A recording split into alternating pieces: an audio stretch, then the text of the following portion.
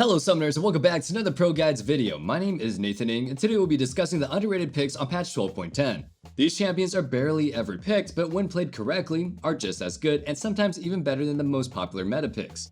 We're going to be going over their builds and what makes them so OP, that way you can see how to use them to start hard carrying your games. We'll be starting things out in the top lane with Maokai.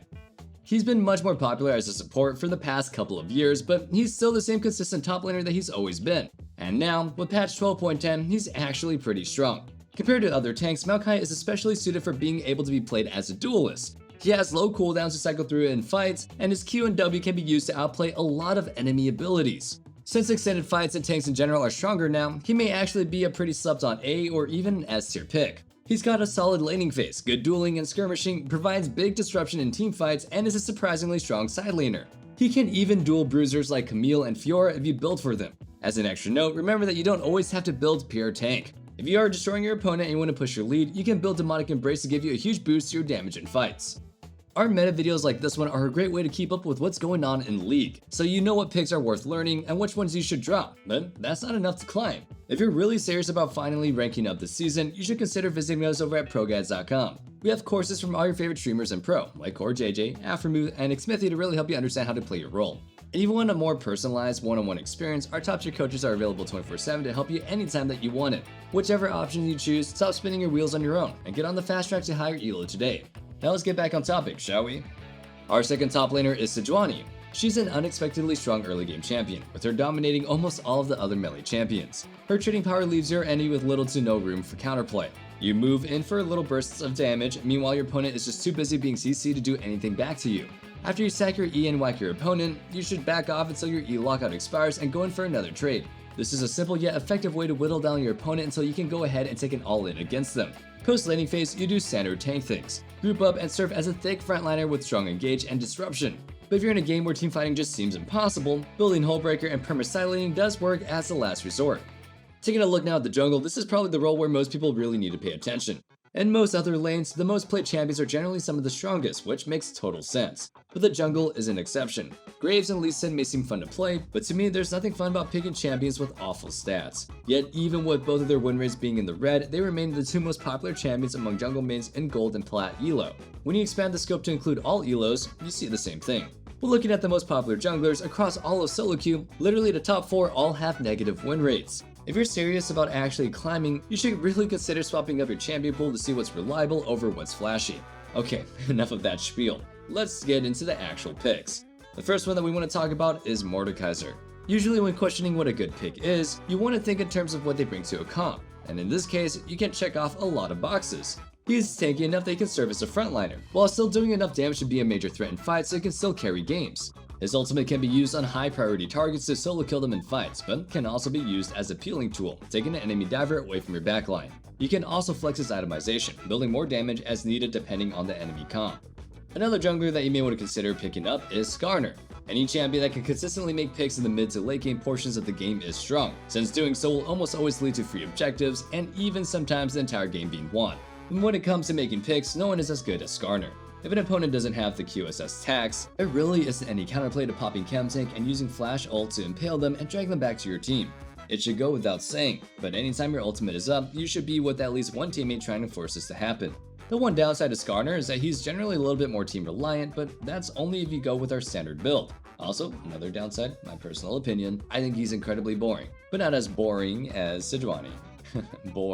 Never mind. You can swap to Conqueror and Divine Sunderer if you want more carrying power. Just know that the build is going to be a lot more feast or famine, but sometimes it's nice to take things into your own hands.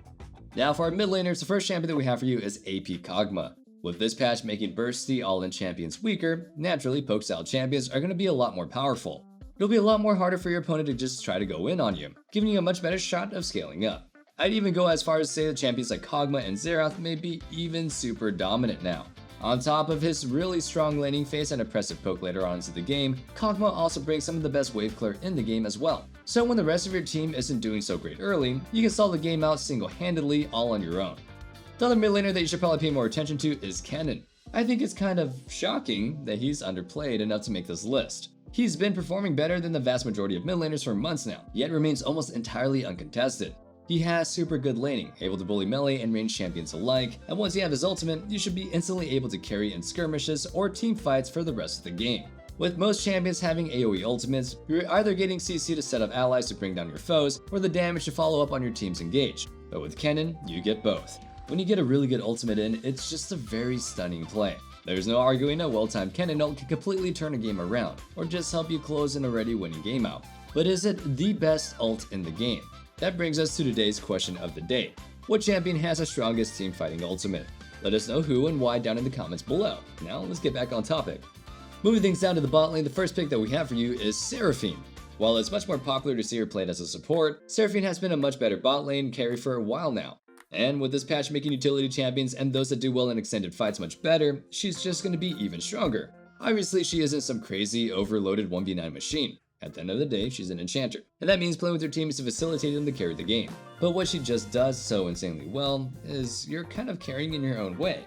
Usually, you'd think that such a disgustingly impactful teamfight champion would be pretty bad early, but in her case, you'd be wrong. She has a lot of laning strength, with pretty good trading and instant wave clear once you have a few levels and a little bit of AP.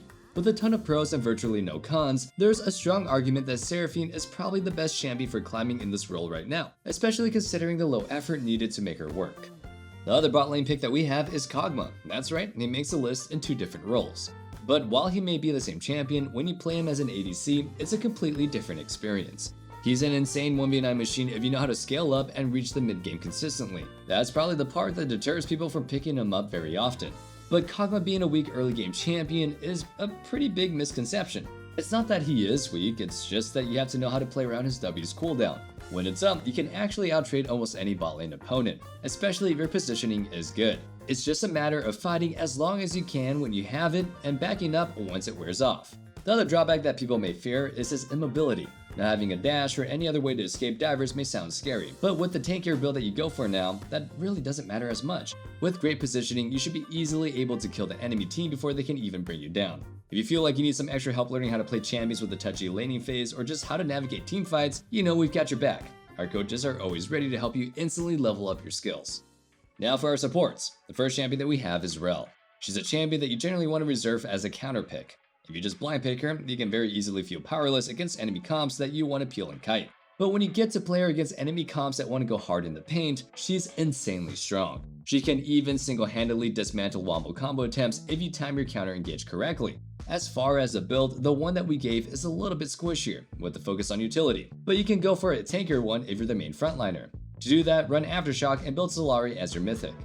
Finishing off our list, we have Fiddlesticks. This may sound a little bit troll, but Fiddle actually fills the role pretty good, but he's a niche pick. You may not have the absolute 100-0 power that you would as a jungler with a ton of AP, but his ultimate is still massive as both an engage and counter-engage tool. Even when dealing half the damage, being able to fear the entire enemy team makes for a disgusting ability. And even aside from his ult, his Q alone is an unsurprisingly OP ability. Having a point-and-click fear means he can always help peel for your backline carries when a diver goes in on them.